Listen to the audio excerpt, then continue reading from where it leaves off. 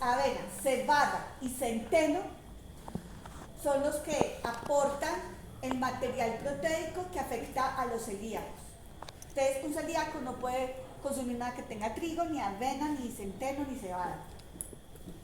Yo en algún momento tenía la teoría que de pronto con la cerveza, como vienen a nivel industrial tantos procesos de filtración, o sea, pues después de que filtren, aquí lo que vamos a tener básicamente es una solución acuosa, alta, de pronto, bueno, no tan alta, pero con un porcentaje de alcohol, bueno, bajo, pero no vamos a tener un aporte de proteína.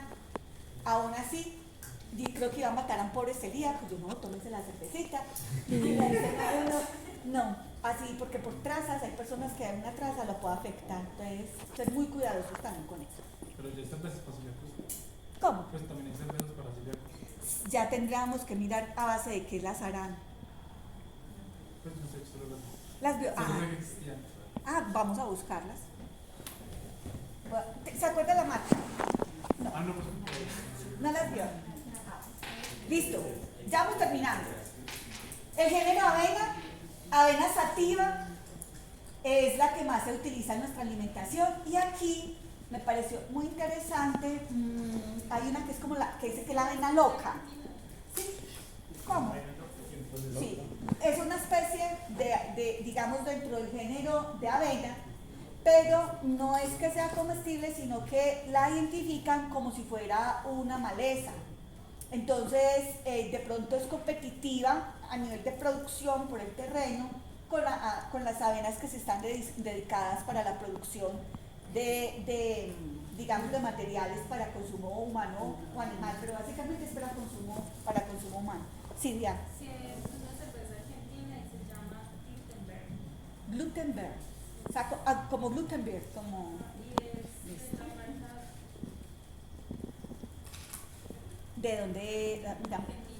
Listo, la voy a buscar de pronto las características que le habrán hecho a esa cebada, o fermentarán otro tipo de... Porque a veces también se hacen mezclas con arroz. Malta Con sorgo. Listo, mira. Entonces seguramente una fracción muy pequeña de pronto de cebada y el resto puede ser sorgo. Listo. Bueno, cuando hablan de una planta vivaz, ustedes los alcanzan a ver ahí al final, los dos rengloncitos, ¿cierto? Básicamente cuando salen plantas vivaces, es que como una característica, de pronto lo que veíamos en términos generales de pronto de la producción, es que suelen darse de pronto una cosecha, o hasta uno podría mirar algunas en 2 cosechas al año, porque generalmente uno ve en el caso del trigo de invierno y trigo de verano, pero pues también está en función, digamos, ¿cierto?, de la época en que se cosecha y en la época en que ha sido previamente sembrado. Pero digamos que en el caso particular de este tipo de, digamos, de cereal, es porque nos dice que puede vivir más de 2 años, es decir, que una planta nos puede dar la posibilidad de tener 2 cosechas, pero es por las características de las raíces, ¿cierto? O sea, que las condiciones como de las raíces se fijan como muy bien al suelo, de pronto nutricionalmente no es tan exigente y eso puede favorecer que nos alcance para más de una cosecha. A eso se refiere cuando hablamos de plantas vivas. y la avena loca. Es la que yo les decía, que es una avena, que es una planta que se cataloga como si fuera una maleza. Entonces el problema es que como maleza compite por las condiciones nutricionales de los suelos si crece cerca a cultivos que están destinados para una producción ya, ¿cierto?, digamos, en gran escala. Profe, ¿se puede comer avena loca o hay? Yo creo que sí, pero no he leído de pronto algún reporte como alrededor que lo enloquezca uno o algo así. No, que de pronto tal vez ese tipo de materiales pueden ser más para consumo animal que no se reporta para alimentación humana. No. Bueno, el oriza es donde tenemos el arroz, y aquí de pronto encontramos algunas subespecies en función de digamos, como de las condiciones de la longitud. Entonces, por ejemplo, tenemos la índica, la japónica y la brevis.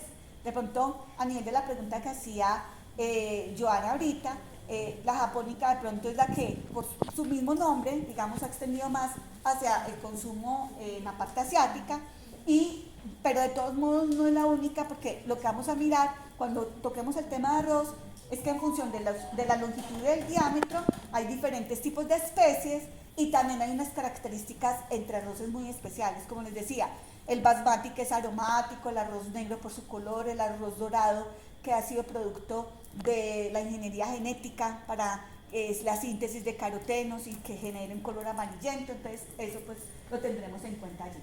Entonces el oriza es para el arroz y el sea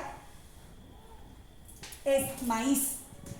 Con el maíz yo creo que lo que son maíz y sorgo presentan características diferenciadoras en cuanto a la manera como los granos están en la planta. Digamos que generalmente cuando uno mira los cereales como el trigo, el arroz, pues en espigas, como les decía, el sorgo es como si fuera como un ramillete, que les decía ahorita de la panoja, ahorita vemos allí una imagen, y en el caso del maíz ya viene, digamos, que en la mazorca, ¿cierto? Pero entonces, a diferencia de los otros granos, los del maíz no vienen con múltiples envolturas. Digamos que la capa que envuelve el endospermo es una capa más bien delgada, más sencilla. Y todos los granitos que están unidos, pues digamos como a una misma estructura, pues que la mazorca, pues ya vienen protegidas. Digamos que en este caso las glumas que uno ve, que son las hojitas base del trigo, ya digamos que en este caso envuelven completamente los granos para proteger. Entonces esa es la diferencia. Con el maíz yo creo que hay algo interesante y son esas subespecies. El maíz, digamos, nosotros básicamente aquí que consumimos el maíz blanco y el maíz amarillo, pero el maíz morado nosotros no lo consumimos. En Perú, por ejemplo, la chicha, a partir del maíz morado, que es la chicha morada, pero uno no se emborracha, ¿no? Porque es una vida refrescante.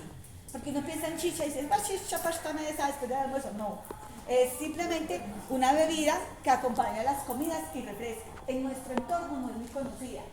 Y me parece muy interesante que nosotros podamos tener la oportunidad de identificar en el maíz todas esas subespecies que hay. Porque aquí, digamos los que son, digamos en el sur, que tienen tanta variedad y que de pronto están más en contacto con esa parte agrícola, ahí de pronto vamos a tener variedades muy distintas. Y aquí, por ejemplo, los resguardos indígenas, aquí en Caldas, tienen guardadas muchas semillitas nativas, pero pues que no han sufrido ningún tipo de modificación, las conservan. Sería muy interesante ver eso que tiene, pero pues hay que plantear algún trabajo de investigación para poder conocer qué hay, qué se puede hacer con eso. Ahí nosotros tenemos material, digo yo, todavía desconocido. ¿Qué valor agregado tiene el maíz morado? Pues, Ese tipo de maíz también podría ser muy interesante desde el punto de vista también nutracéutico, porque esos colores, antocianinas, y las antocianinas son un poder antioxidante, entonces sería muy interesante por ese lado, aprovecharlo. Digamos, ahora que pienso,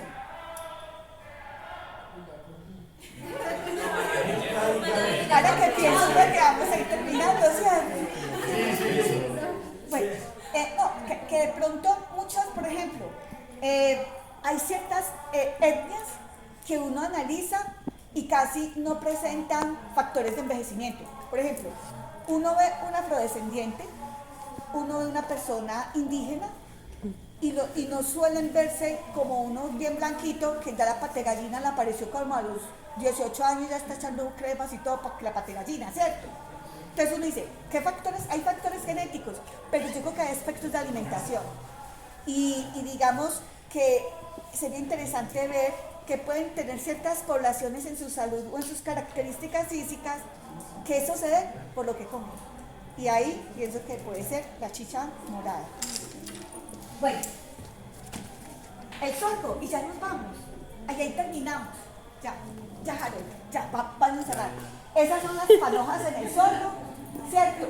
Y en el sorgo vamos a encontrar diferentes subespecies con diferentes tonalidades. Hay sorgo rojizo, hay sorgo como se habla como un sorgo como color crema, como pardo, y hay sorgo, me queda hacer la sorda, y sorgo negro. Entonces, pero en el caso del sorgo, usualmente para lo que se utiliza es alimentación animal. Entonces, entraron en la